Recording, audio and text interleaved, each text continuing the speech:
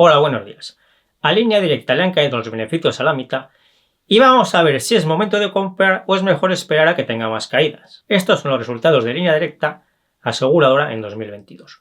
Os he señalado en verde los datos positivos y en azul los negativos. Es bueno que hayan subido los ingresos el 4% y el número de primas el 3%. También es bueno que el ratio de gastos, que son los gastos generales de la empresa, se mantenga plano y más con la subida de la inflación que hemos tenido en 2022. Esto significa que Línea Directa aseguradora sigue siendo muy eficiente e incluso que ha mejorado su eficiencia en un entorno muy malo por la subida de la inflación.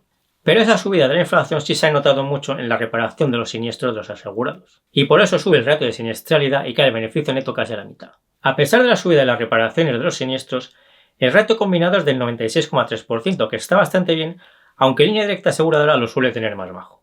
Vamos a ver con un ejemplo lo que ha pasado. Miguel paga la prima de su coche en enero de 2022, que en ese momento está ajustada a la inflación que había entonces.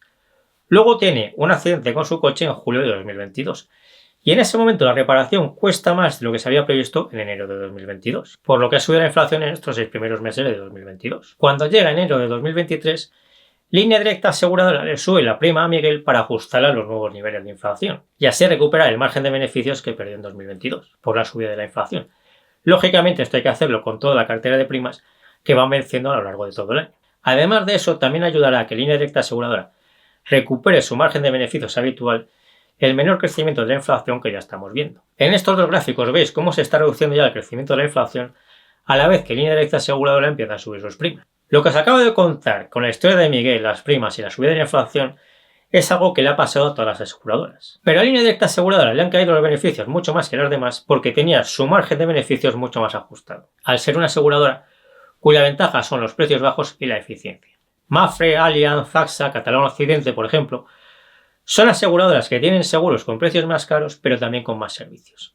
Todas me parecen buenas a largo plazo, cada una tiene sus ventajas y sus desventajas. Otro problema que ha causado la subida de la inflación es que la gente ha comprado menos coches, y eso ha hecho que envejezca el parque de coches en España. Al envejecer los coches, más gente pasa su seguro de todo riesgo a terceros.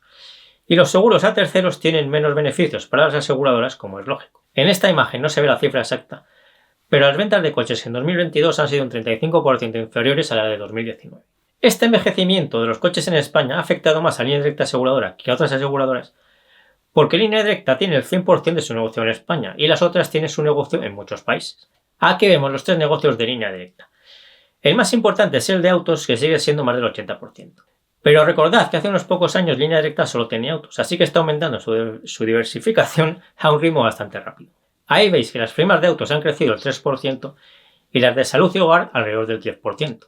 Lo lógico es que el negocio de autos siga creciendo, pero crezcan más los otros dos y así vaya bajando el porcentaje que representa el negocio de autos en el total de Línea Directa. Y esto me parece bueno porque dará más estabilidad a los resultados. La solvencia está en el 188%, que es un buen nivel. Otras aseguradoras están por encima del 200%, pero el 188% está bien. En la práctica esto significa que es menos probable que Línea Directa recompre acciones que otras aseguradoras, pero también Línea Directa podría hacer alguna recompra de acciones si quisiera. Vamos ya con la valoración. En 2022 el beneficio por acción ha sido de 5 céntimos y el dividendo estará alrededor de 4 céntimos. Creo que a lo largo de 2023 se irán corrigiendo los problemas que he comentado y el dividendo de 2023 estará entre 7 y 9 céntimos.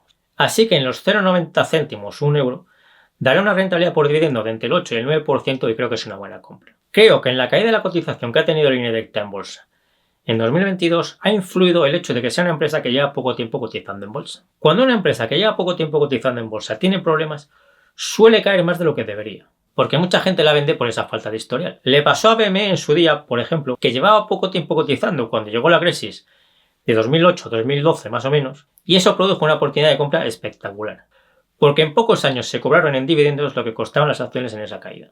Creo que a Línea Directa le ha pasado algo parecido a esto y que ha tenido una caída exagerada para los problemas que ha tenido en 2022 y que probablemente se irán corrigiendo a lo largo de 2023. Si me ayudáis compartiendo este vídeo, dándole al me gusta y todo lo demás, os lo agradezco mucho.